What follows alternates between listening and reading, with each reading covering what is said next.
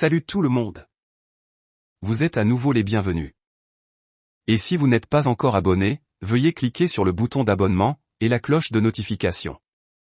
Aujourd'hui, nous allons plonger dans le monde fascinant de Neisseria meningitidi, une bactérie redoutable responsable de la méningococcie.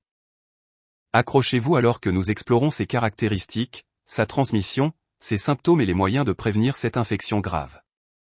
Que vous soyez un étudiant en sciences, un professionnel de la santé ou simplement curieux de connaître les dangers potentiels de cette bactérie. Je m'appelle Dr Mperella. Dans cette vidéo, nous allons explorer Neisseria meningitidi, une bactérie qui occupe une place importante dans la classification des principaux bacilles à Gram négatifs. Comme vous le savez peut-être déjà, cette classification comprend 3 grandes familles au sein des Neisseriacées, qui sont les suivantes. 1. Neisseriacées émandées, cette famille comprend 2 genres d'intérêt médical majeur, à savoir Neisseria et Kingella. Neisseria meningitidi est l'une des espèces les plus importantes du genre Neisseria en raison de son implication dans les infections graves telles que les méningites. 2. Branamacées, cette famille comprend 2 genres distincts, Branamella, coque, et Moraxella, bâtonnet. Bien que ces genres ne soient pas directement liés à Neisseria meningitidi, ils sont également importants dans le domaine médical, avec des espèces telles que Moraxella catarrhali, qui peut causer des infections respiratoires chez l'homme. 3. Moraxellacées, il s'agit d'une famille plus complexe comprenant divers genres et espèces.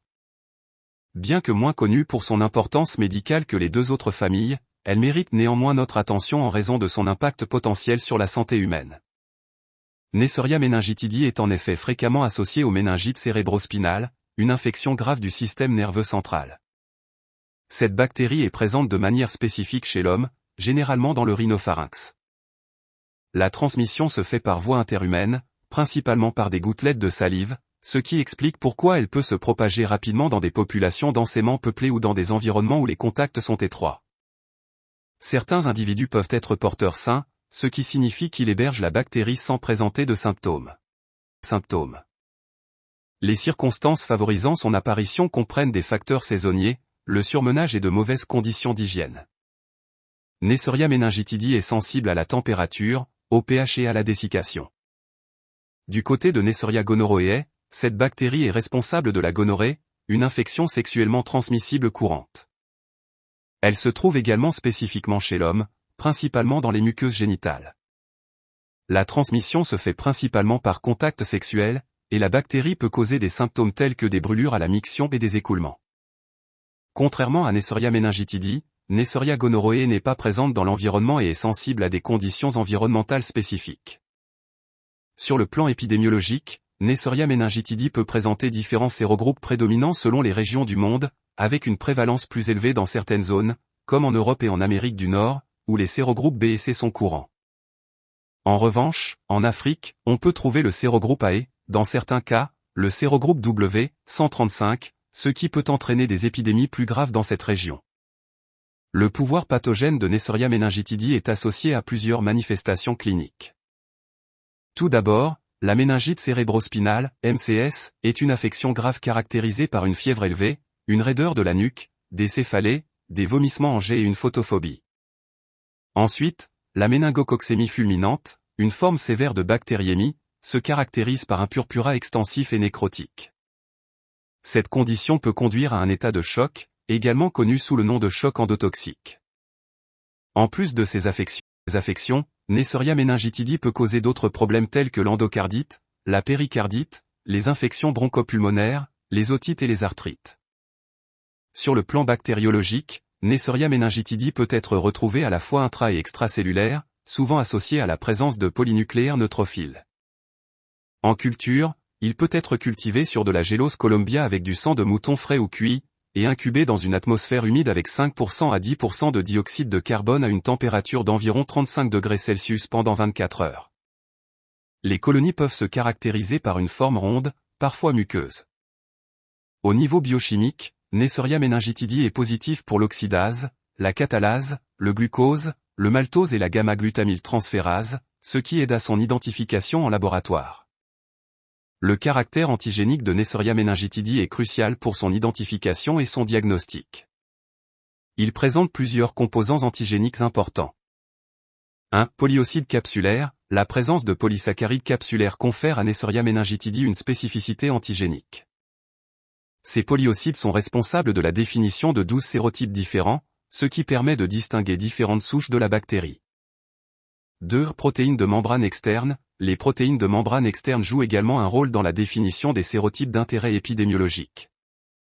Elles peuvent être utilisées dans les techniques de typage pour différencier les souches de Neisseria meningitidis.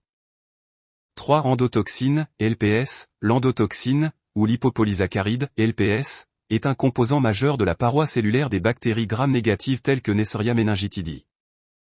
Chez certaines souches, différentes variantes de l'endotoxine peuvent être responsables du purpura fulminant, une complication grave de l'infection à méningocoque. Les différents immunotypes de l'endotoxine sont étiquetés de L1 à L8 pour les sérogroupes B et C, et de L8 à L11 pour le sérogroupe A. Cette diversité d'immunotypes peut influencer la sévérité et la présentation clinique de l'infection à Neisseria meningitidis. L'antibiogramme est une méthode cruciale pour déterminer la sensibilité des souches de Neisseria meningitidis aux antibiotiques, ce qui guide le choix du traitement approprié.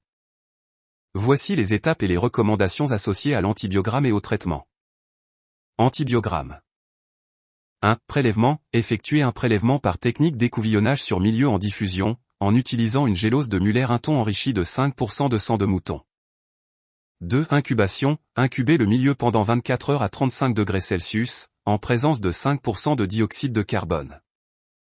3. Antibiotiques testés. Les antibiotiques à tester incluent la pénicilline G, l'ampicilline, la spiramycine, la rifampicine, le chloramphénicol et l'acide nalidixique. Traitement.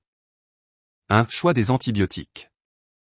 Ampicilline, un traitement efficace, surtout en l'absence de résistance. Céphalosporine de 3e génération, une autre option recommandée en raison de l'absence de résistance. Chloramphénicol, peut être utilisé dans les pays où d'autres antibiotiques ne sont pas facilement accessibles. 2. Prophylaxie. Antibioprophylaxie, recommandée pour les personnes vivant au contact d'un malade, les techniciens de laboratoire ou les camarades de classe. Les macrolides ou la rifamycine peuvent être utilisés pendant 5 jours. 3. Vaccination.